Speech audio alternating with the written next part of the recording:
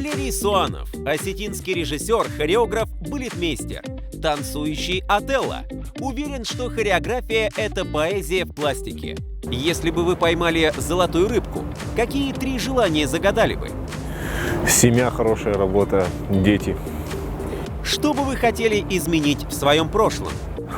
Я бы хотел поступить в Вагановскую академию. Стали бы вы дружить со своим двойником? Хотел бы дружить, узнать новые грани, посмотреть на себя со стороны. Существует ли дружба между мужчиной и женщиной? Наверное, в каком-то параллельном мире. Что тебе помогло добиться успеха? Объективная критика себя же.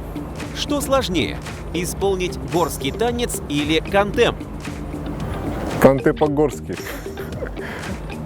Есть ли вещи, которые вы никогда не попробуете? Никогда не пробовал наркотики ни в каком виде. Лучше жить в Осетии или за ее пределами? Однозначно в Осетии. Модерн или классика? Классика. Классика – это стержень всего.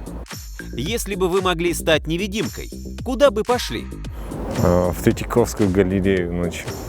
Почему? Ну, мне кажется, там все оживает, там волшебство. Быть чиновником или свободным художником? Свободным художником однозначно, потому что я люблю свободу. Оказавшись перед Богом, что сказали бы ему?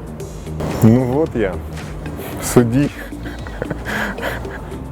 Вам было одиноко в Новый год?